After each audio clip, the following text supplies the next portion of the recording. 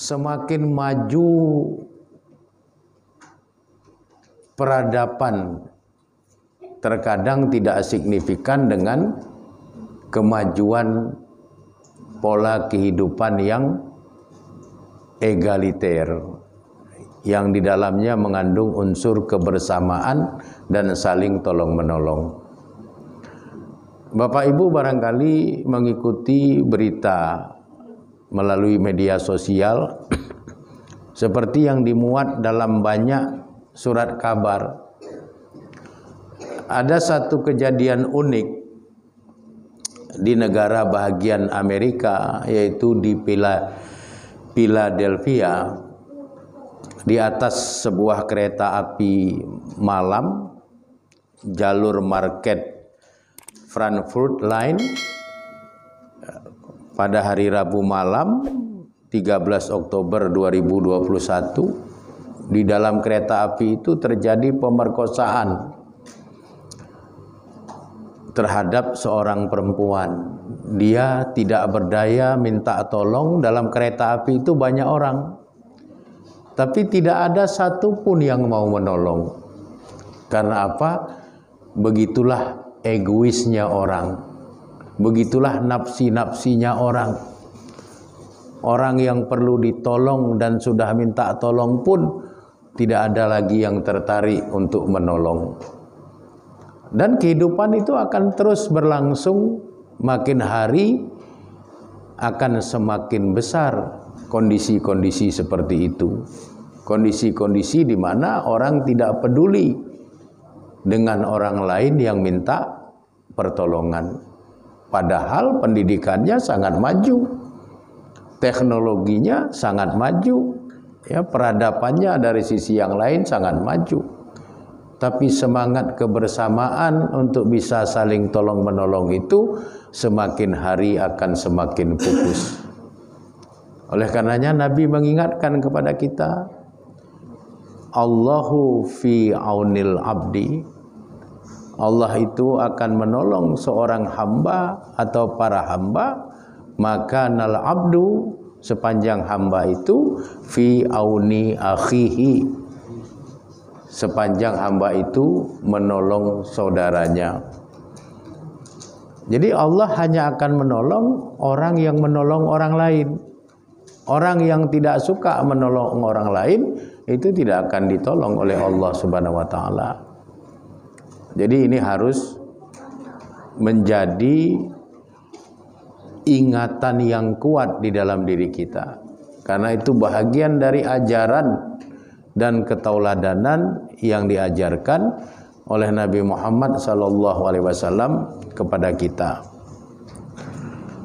Kemudian Nabi juga mengajarkan keteladanan agar hidup kita ini bermanfaat. Minimal bermanfaatlah pada diri kita sendiri. Dan yang paling baik itu kalau kita bisa bermanfaat buat orang lain. Banyak orang hidup untuk dirinya sendiri pun gak manfaat, apalagi untuk orang lain. Nabi mengingatkan kita, khairun nas, sebaik-baik manusia, anfa'uhum linnas, adalah mereka yang paling bermanfaat bagi manusia lain. Kalau kita berposisi sebagai suami, jadikanlah diri kita itu suami yang memang bermanfaat untuk istri dan anak-anak. Kalau seandainya kita ini seorang ayah dari anak-anak kita, jadilah kita ayah yang bermanfaat bagi anak-anak kita. Kalau kita berkedudukan sebagai anak, jadilah kita anak yang bermanfaat bagi kedua orang tua kita. Kalau kita seorang istri, jadilah kita istri yang bermanfaat bagi suami dan rumah tangga kita. Jangan sampai hidup kita ini, jangankan untuk orang lain, untuk diri sendiri pun gak ada manfaatnya. Ada orang dari pagi sampai sore tidur. Dia punya anak, punya istri, anaknya kelaparan, istrinya kelaparan. Tidak ada manfaatnya dia sebagai seorang suami. Begitu juga anak, dilihatnya ayahnya sudah capek bekerja, ada pekerjaan-pekerjaan rumah yang sederhana yang sebenarnya dia bisa kerjakan, tapi dia tidak mengerjakannya. Sebagai seorang anak, dia tidak punya manfaat bagi kedua orang tuanya. Nyapu halaman rumah saja pun dia malas. Membantu mencuci piring ibunya saja pun dia malas. Jadi jangankan untuk orang lain, untuk keluarganya pun dia tidak bisa mendatangkan manfaat. Padahal Nabi memberikan keteladanan, manusia yang paling baik itu adalah mereka yang paling bermanfaat buat orang lain. Bagaimana kita bisa bermanfaat buat orang lain? Kehadiran kita sendiri pun tidak bermanfaat untuk diri kita dan keluarga. Ini persoalan-persoalan yang sering dianggap kecil, tetapi memiliki dampak yang sangat luar biasa. Kalau orang sudah tidak bermanfaat untuk orang lain dan juga tidak bermanfaat untuk dirinya sendiri, itu hanya akan menjadi beban saja dalam kehidupan masyarakat. Dia masih butuh makan, masih butuh minum, makan minumnya orang lain yang menyediakan. Dia sendiri tidak mendatangkan manfaat kepada orang lain. Hidup bermalas-malasan, hidup dengan ketergantungan kepada orang lain dan sebagainya. Itu cara-cara hidup yang tidak diajarkan di dalam Islam. Rasulullah sudah memberikan satu keteladanan kepada kita. Beliau seorang nabi, seorang rasul, tapi beliau juga seorang pekerja keras, menafkahi anak-anak, menafkahi istri-istri beliau.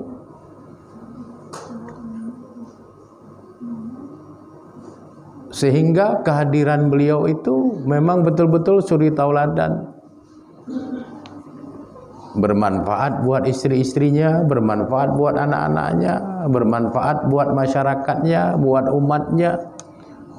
Dan kehidupan itulah yang beliau jalani, yang kemudian beliau wariskan kepada kita supaya kita mengamalkan hal yang sama. Sehingga benar-benar Nabi Muhammad SAW itu menjadi suri tauladan bagi kita di dalam kehidupan. Kemudian Nabi SAW hidup dengan sangat bersahaja dan sederhana. Di dalam doa-doa beliau tidak pernah minta rezeki yang banyak.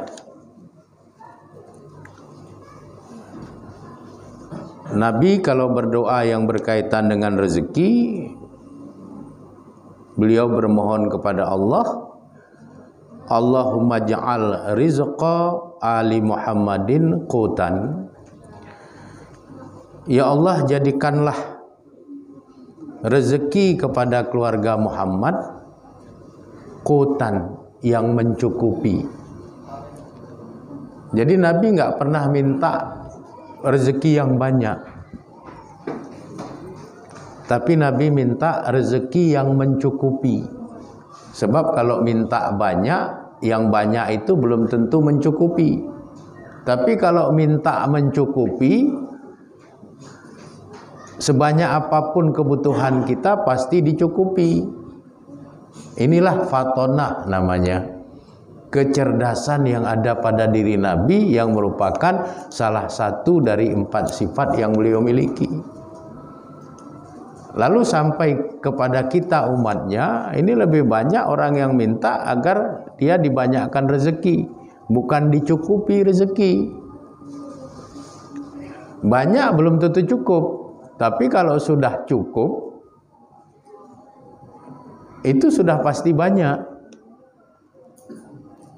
Karena disesuaikan dengan kebutuhan. Butuhnya sedikit dicukupi, butuhnya sedang dicukupi, butuhnya banyak dicukupi, butuhnya sangat banyak juga dicukupi.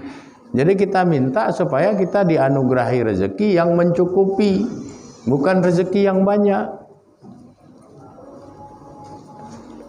Karena seringnya kita minta rezeki yang banyak, maka sudah dikasih banyak pun kita masih merasa kurang. Karena apa? Karena rasa cukup itu tidak pernah ada sama kita. Kenapa? Karena kita minta yang banyak, bukan minta yang cukup. Inilah Bapak dan Ibu-ibu jamaah pengajian yang dirahmati oleh Allah Subhanahu wa taala. Mudah-mudahan kita bisa meneladani kehidupan Nabi sehingga keberhasilan-keberhasilan Nabi dalam menjalani kehidupan itu juga menjadi bahagian dari keberhasilan-keberhasilan kita di dalam menjalani kehidupan. Demikian saja, mudah-mudahan semuanya bermanfaat buat kita bersama. Kurang dan lebih saya mohon maaf. Kepada Allah Subhanahu wa taala saya memohon ampunan. Hadanallah wa yakum ajmain. Wallahu a'lam bishawab. Walhamdulillahirabbil alamin. Assalamualaikum warahmatullahi wabarakatuh.